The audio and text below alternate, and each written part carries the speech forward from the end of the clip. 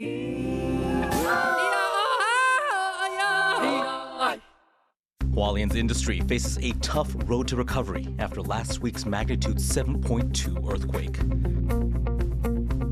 A high-profile child pornography case leaves people questioning whether Taiwan's laws are tough enough. An ironclad alliance, Biden and Kishida greenlight dozens of military cooperation deals. Plus, underwater rovers.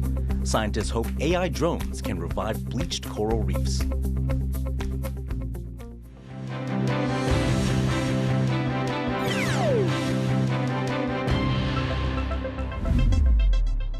Good evening and welcome to TaiwanPlus News. I'm Eric Gao.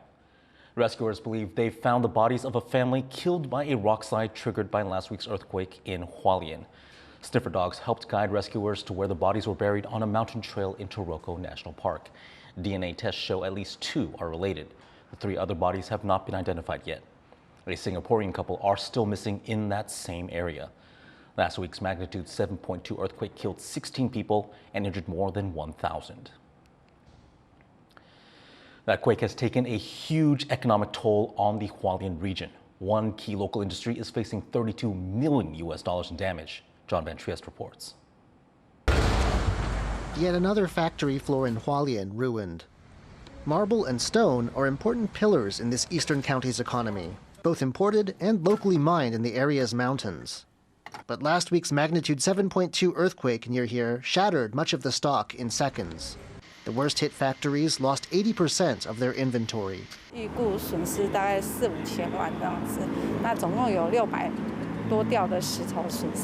One estimate puts the total damage at $32 million. The cleanup alone could take 2 months in some cases. Shipments that were supposed to go out will now have to be delayed too, deepening the economic cost. For now, local officials are trying to figure out where all this destroyed stone is going to end up. 我们非常迅速的找出一个大概约2公顷的一个土地啊，这个部分初估是可以来解决啊这个我们的这个破碎大理石材的一个现在一个堆置的一个问题。The large-scale destruction is yet another blow to livelihoods in Hualien. The other big economic pillar, tourism, is also in trouble. The earthquake destroyed hotels, triggering mass layoffs, and a drop in bookings is expected even where tourism can continue. Hualien is one of Taiwan's most earthquake-prone regions, though, and this isn't the first time people here have had to rebuild. The government has promised relief based on a program it launched after the last big one in 2018, when the stone industry got around $93 million in support. 的费用我们大概就比较02、06的模式，但是因为薪资上涨，还有原物料上涨，所以我们这一部分也会做适当的调整。Hualien stone factories don't yet know how much they can expect to get, though, and whether it will be enough to get this key local industry back on its feet. Devin Tsai and John Van Trieste for TaiwanPlus. To help Hualien recover, President Tsai Ing-wen has promised $15 million for reconstruction efforts. Tsai visited the region to inspect recovery progress. Nearly 1,500 households in the eastern county live in unsafe buildings, including some that are beyond repair. Tsai has also promised $600 million in loans to help hard-hit industries. Now, migrant workers are some of the most vulnerable people affected by the quake, and they're calling for help to get back on their feet. To learn more about their plight, reporter Tiffany Wong spoke with Julia Mariano from Migrant to Taiwan, an NGO that helps Filipino migrant workers. There are over 750,000 migrant workers in Taiwan, and over 5,000 of them work in Hualien, which is the epicenter of that earthquake. So how has that earthquake affected migrant workers? Right now, the number is up to 15 Filipinos were injured, some working in domestic work. And as we know, some structures in Hualien, a lot of structures in Hualien actually were destroyed by the earthquake, and a lot of these caretakers where their workplaces are the homes, they were affected along with it. And then in factories as well, one Filipino was, as she was evacuating, debris fell on her head and she had to be hospitalized. And so a lot of these Filipino workers are suffering both physical and also psychological injuries. Migrant workers in Taiwan mostly work in manufacturing industries or caregiving. So, how has the earthquake impacted their jobs? Have some people even lost their jobs? I think what this earthquake has revealed is the way their jobs are very precarious. For example, for caretakers, during the earthquake, their first priority is to evacuate or to protect their patients that they're taking care of, even to almost to a point where they will have to sacrifice themselves. For example, they use their own bodies to cover their patients. They have to put the life of the patient before theirs. The conditions of the factory workers inside the factory, it has always been also precarious. We're not very sure of the safety standards, and so this earthquake has revealed the precarity of what their working conditions are. Are migrant workers eligible for any assistance from the Taiwanese government, their own home countries, or even the brokers themselves? And how can they get help after this earthquake? Because specifically migrant caretakers, they have already been excluded from the Labor Standards Act. And so during emergencies like this, and even before the earthquake, when they have to be taken to the hospital or when they are sick themselves, one is they don't have set days off where they will be free to go out. And what that translates to is sometimes they will be, if they choose to take a day off, it will be deducted from their salary. If they ask assistance from their broker or to be taken to the hospital, then they will also be made to pay extra fees instead of these fees being covered by their employers themselves. Now, Tiffany Wang speaking with Julia Mariano, spokesperson for Migrant Taiwan. Now, a recent child sex abuse case has many people here in Taiwan questioning the effectiveness of the country's laws. Sally Jensen has been following this story for us, and she joins us now in Taipei. Sally, what's this case about? Taiwan's senior prosecutors are set to re-examine the deferred case of a celebrity found to have bought pornographic images of children and may impose stronger penalties. Mickey Huang, an award-winning TV host, was slapped with a less than $40,000 fine and has to write a statement of apology after 7 videos of child sexual abuse were found on his portable hard drive last year. Now, Huang has previously been criminally investigated for sexual misconduct and has apologized on social media, saying he's done some soul searching and will not commit the same mistake again. But the case has reignited controversy in Taiwan, with human rights groups saying that the original penalty's leniency meant he could evade jail time and set a bad precedent for sexual exploitation crimes. Sally, why are civic groups calling for the government to take a harder stance on cases like this now? Well, with this case now in the headlines, human rights advocates and other celebrities are calling on Taiwan's government to toughen up laws against child abuse and sexual exploitation. Currently in Taiwan, anyone found with pornographic or indecent images or videos of a minor could face anywhere or no more than 1 year in jail and anywhere between $1,000 and $10,000 in fines. Compare that to the US, where similar crimes could face up to 10 years in prison. Now, Taiwan's government says that it takes absolute zero tolerance on child sexual abuse, but women's and children's groups here say that the leniency of Taiwan's penalties make it far too easy for sexual predators to get away with a slap on the wrist. Thank you, Sally. Now, Sally Jensen, live for us in Taipei, reporting on a child sexual abuse scandal. Japan and the United States, they have agreed to almost 70 different initiatives, all focused on increased defense cooperation. As Jaime Ocon reports, it's a reflection on the changing security environment, both in Taiwan and in the South China Sea. Cheers. A toast to friendship. Japan's Prime Minister Kishida Fumio is in Washington, D.C., meeting with U.S. President Joe Biden.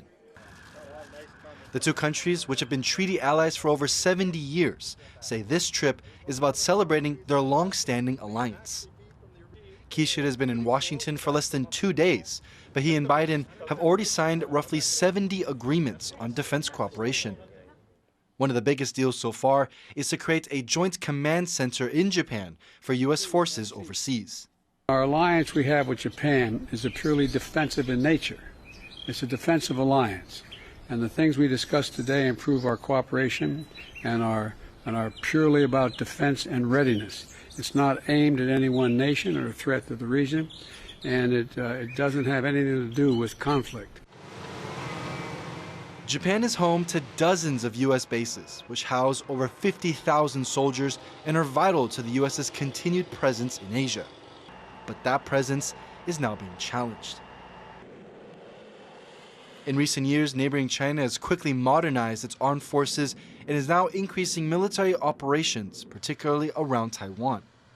China claims the country is part of its own territory, and other countries in the region are concerned Beijing might take military action to accomplish its goal of taking Taiwan. まず私たちは力または威圧による一方的な現状変更の試みは世界のいかなる場所であれ断じて許容できず、同盟国同志国と連携し引き続き毅然として対応していくことを確認しました。That's why Japan and the U.S. are reinforcing their defense ties to counter this threat. At the summit, agreements over joint weapons production, increased military drills, and intelligence sharing were all front and center.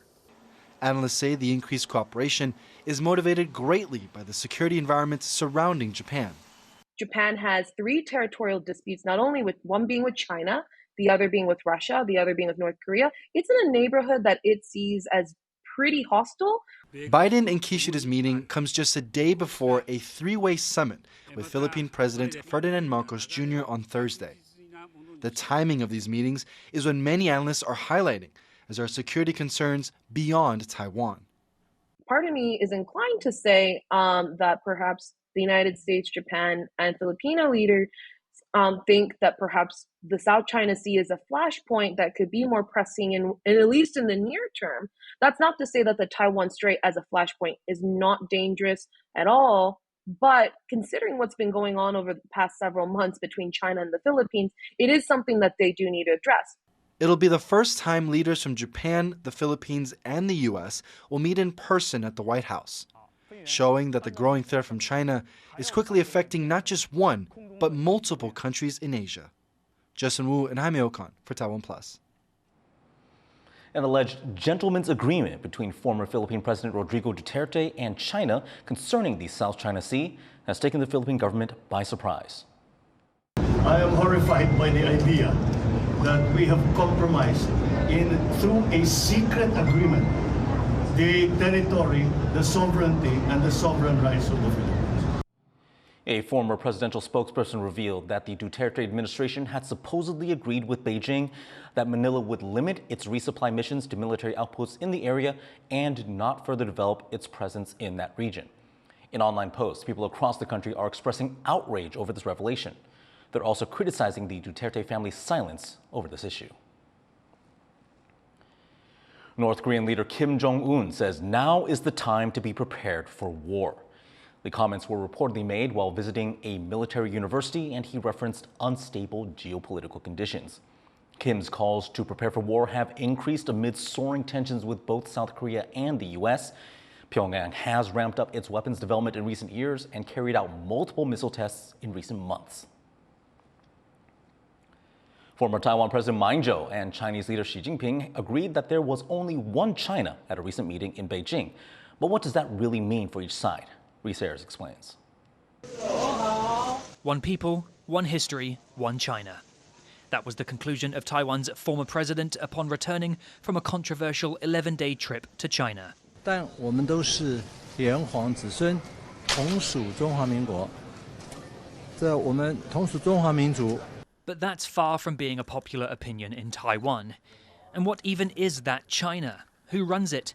It's a decade-old question that has reared its head again at the end of Ma's recent culture tour trip to China. which culminated in a meeting with Chinese President Xi Jinping. 未来两岸应该以确保人民福祉为最大的目标，坚持九二共识，反对台独，共同追求和平发展。 That consensus refers to an unwritten agreement made in 1992 between Taiwan's ruling party at the time, the Kuomintang, the same party Ma led as president for 8 years until 2016, and the Chinese Communist Party. Under it, both sides agree that there is one China, which includes Taiwan, but each side is free to interpret for themselves what China really is. For Ma, it's the Republic of China, as Taiwan is officially known. For Xi, it's the People's Republic of China he's been ruling for over a decade. 制度的不同，改变不了两岸同属一个国家、一个民族的客观事实。 The pair's meeting, their first since 2015, has prompted mixed reactions. It was lauded in China, where people view reunification as inevitable and crucial for avoiding conflict. 大陆跟台湾，它的统一，避免这个战争，这个是对所有的中国人、所有的华人是最重要的事情。总归大家都是一家人嘛，对吧？本来就是我们多少年前的愿望，最好能够实现。 Back in Taiwan, where the majority want to maintain the status quo, meaning de facto independence, opinions on the street are divided as to whether Ma's China trip was appropriate. 两岸上面马习会在现在国际形势来看的话，以及他自己身为前总统来看的话，是非常不妥的。他这样过去拜访的话，也没有什么太大的坏处，因为需要有人在中间当一个比较和事佬的一个角色。 With Ma's party now in opposition, Taiwan's Mainland Affairs Council, the agency that handles the country's relationship with China, is run by the China-wary DPP. They issued this statement. We deeply regret that former President Ma failed to publicly convey to China the Taiwanese people's insistence on safeguarding the sovereignty of the Republic of China and its democratic and free system. Despite the furor, Ma's trip and meeting with Xi is largely viewed as symbolic, while helping China control public opinion. Beijing will point to domestically to tell China's domestic audience that, hey, there are still people in Taiwan like us, that therefore there's still reason for Beijing to be patient with Taiwan. And maybe there's good reason to put military unification option on the back burner for now. Whatever Ma's intentions, it'll be up to Taiwan's incoming administration, led by President-elect Lai Ching-te, to decide the official path forwards. And he has said he won't accept Xi's vision of one China. Joseph Wu and Rees for TaiwanPlus. Coming up, Taiwanese consumers may soon need to tighten their belts in the face of rising inflation.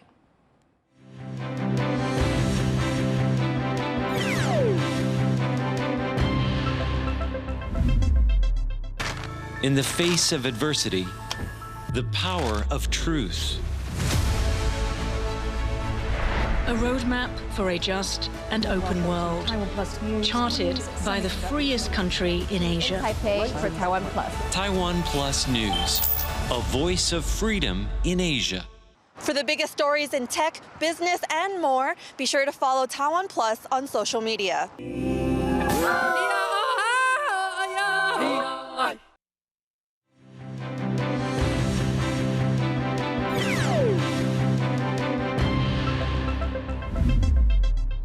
Welcome back. You're watching TaiwanPlus News. Taiwanese chip giant TSMC has reported a 16.5% rise in first quarter revenue, beating market expectations. The company's revenue in the first 3 months of this year came to over $18 billion, compared with $16 billion in the same period last year. Analysts are attributing the growth to surging demand for AI technologies. Inflation here in Taiwan eased slightly in March, but consumers and businesses say they're still worried. Chris Gorn looks at how higher prices are impacting them. Restaurants on busy streets in Taiwan still have little trouble finding customers, but many have either raised their prices or are seriously considering it. 之后可能打算就是要稍微调整一下，因为店钱也要涨，我们这次材料也涨，所以我们还是希望涨一下钱才可以。 And they're not the only ones raising prices. Small but noticeable changes can be found on restaurant menus nationwide. Both higher costs and high-profile recent food poisoning cases have made Taiwanese diners more cautious about eating out. 减少一餐吧，可能就会变成可能吃早午餐跟晚餐这样子，少吃外面的，而且现在食安问题很严重。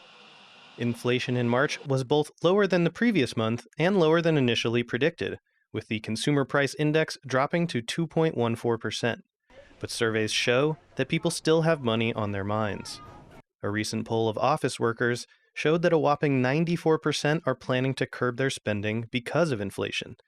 On average, workers say they're planning to cut costs by around $120 per month, a major cutback considering Taiwan's generally low salaries. But some experts say that may be more than what's needed.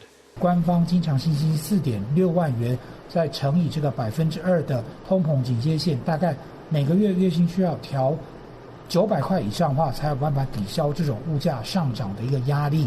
And while electricity costs in Taiwan have also gone up this year, experts say this should be more manageable than price hikes caused by global factors outside of Taiwan's control. 4月会调涨电价，可能又是成本面兼需求面的这个冲击，但是这个成本面的冲击不会像2022年那时候的国际原物料高涨那么样的严峻。Inflation in Taiwan may be coming down, but with workers already living within such tight margins, they might also be tightening their belts.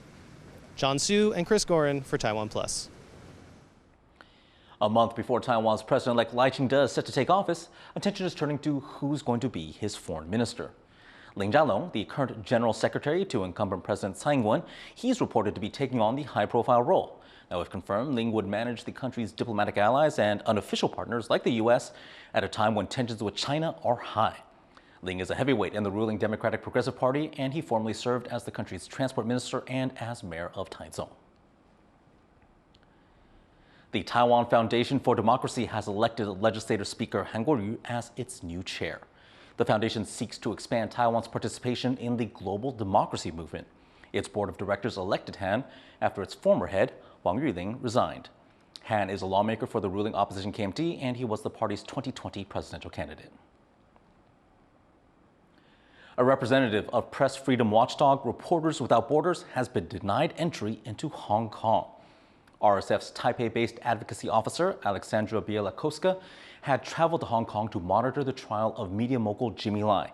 He's facing sedition charges under the territory's national security law.